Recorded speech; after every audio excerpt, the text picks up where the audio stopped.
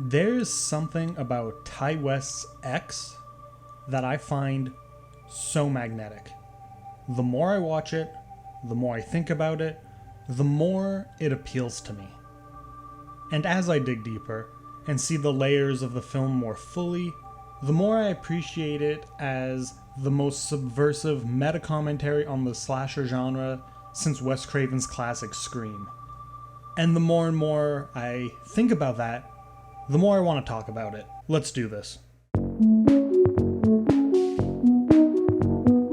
Okay, Internet, I'm not going to be laying down any new shocking revelations here. I just want to talk about a movie I like. And since the prequel Pearl is coming out, it's like now or never. Not now or never, but like it just seems like the opportune time to gush about a film I love and lay out my thoughts on how Ty West slasher is so subversive. X has a fairly progressive morality as far as horror goes, specifically slashers, especially when it comes to sexuality. And I want to talk about that, but before I can talk about how X subverts the slasher tropes on sexuality, I should talk a bit about the history of that. I want to lay out an abridged history of slashers and how they've created this moral stance on nudity, sexuality, and how it punishes women in particular for leaning into that part of their selves. Because once we have that, we can look at how it's broken down in X. So first up, I want to talk about Psycho, a movie that isn't necessarily a slasher, and people debate whether or not it is, but it definitely sets up a lot of the tropes that have become rules in slashers in the years since. And it rules. I get to talk about an old movie that really holds up. Psycho, beginning with Marion Crane, leading to her mysterious killing, is great. Classic twist, but it's her portrayal before her death that we're looking at here. Marion is portrayed as a woman who has premarital sex, she's a thief, and she takes off her clothes. Scandalous. The greatest crime of all. Showering. This is portrayed in contrast to her sister Lila, who takes over the lead role after her death, who is much more innocent in a puritanical sense. And that's groundwork that we see rippled 18 years later in John Carpenter's Halloween. Laurie Strode is a sweet, innocent, in comparison to the women who are killed earlier in the film, especially Michael's sister. And Halloween is really what solidified what makes a final girl with Laurie. While we do see variations of this in movies between Psycho and Halloween, in particular Black Christmas, a film that was a huge inspiration on Halloween, it's these two, Psycho, Halloween, that really have that moral sexual interpretation in their text. And this trope of final girls being pure compared to their more sinful counterparts was really solidified in the slew of copycats that came after Halloween, but in specific, the Friday the 13th films.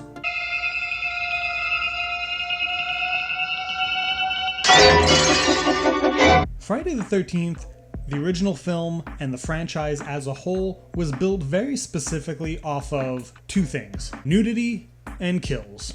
And they did so to the point where some of the directors they have worked with have a background in porn. Not that there's anything wrong with that.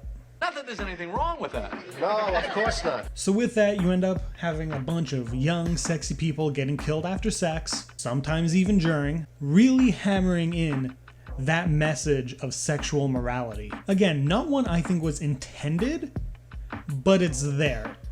We all know that trope at this point. And that metatextual concept of sex gets you killed in slashers is so well worn that they were able to really comment on it well in Scream. Roll clip. Fuck you! No.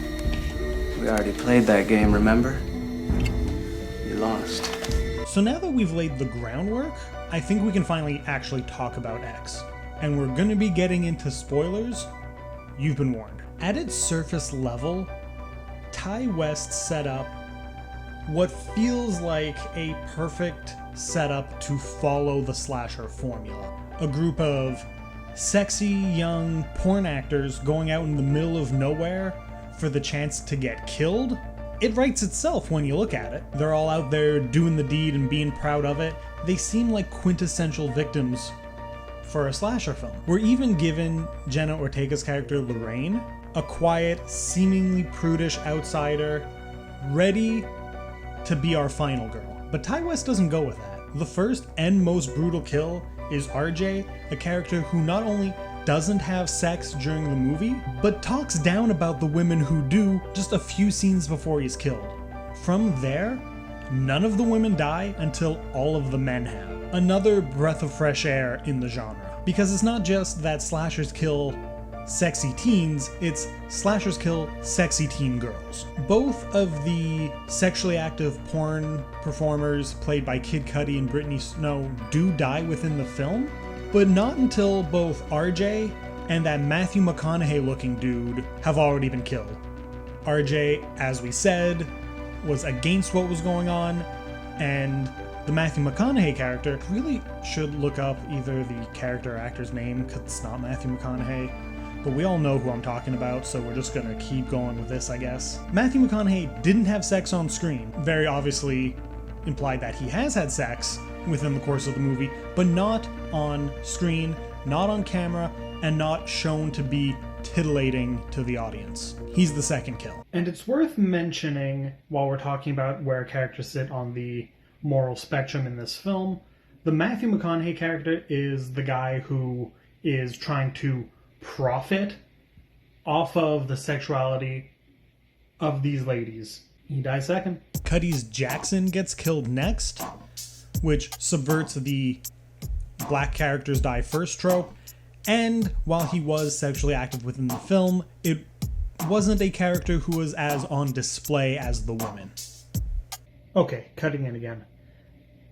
Jackson is also the least flashy death.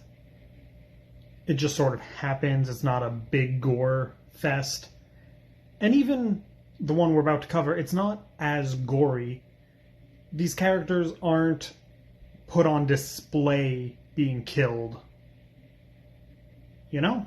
Then Brittany Snow's character, Bobby Lynn, she is trying to be kind. She is a good person at her core, but then when Pearl is a real bitch to her, she snaps back at her, and that is the moment where she is killed.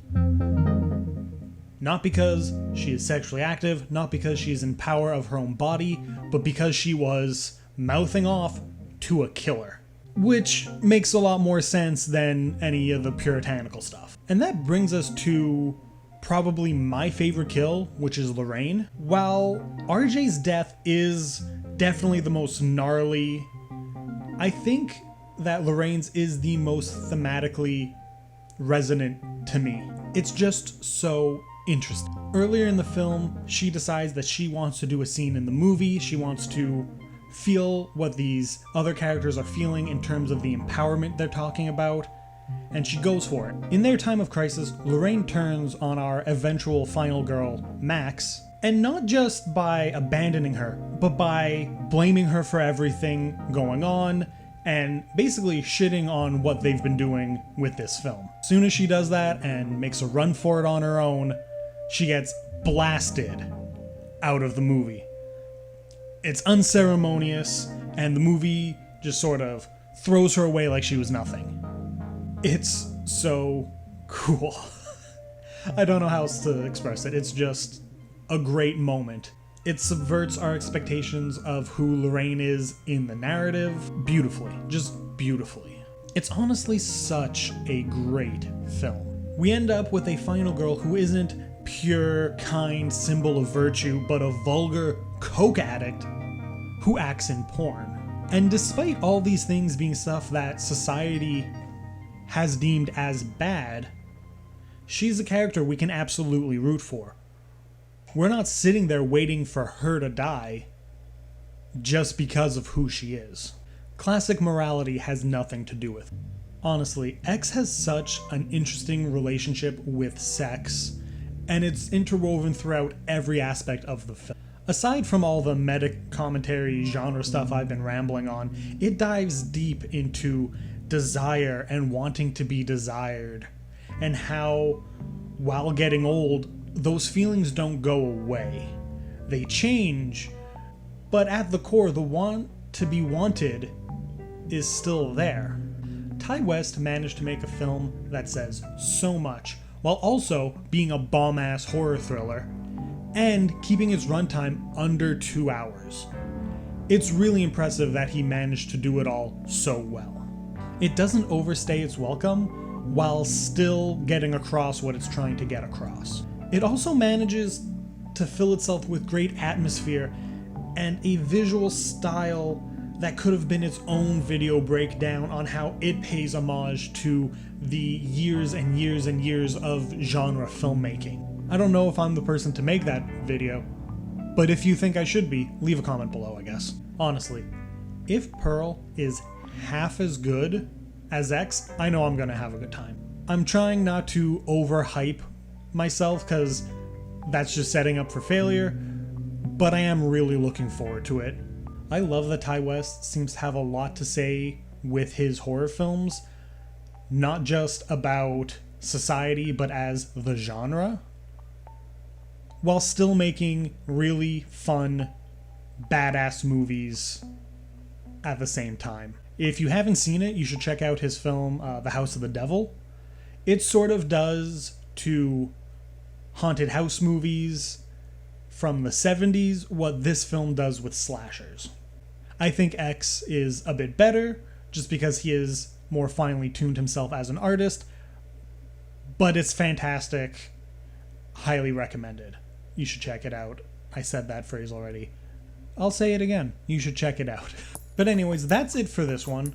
Leave a comment below on your thoughts on the film, its themes, its gore, whatever you want. I want to hear it. Leave a like, subscribe, stay tuned because I've got a bunch more horror stuff coming out for October. I think it's going to be fun. I've got more videos on screen if you want to see more of what I do. And until next time, have a good one.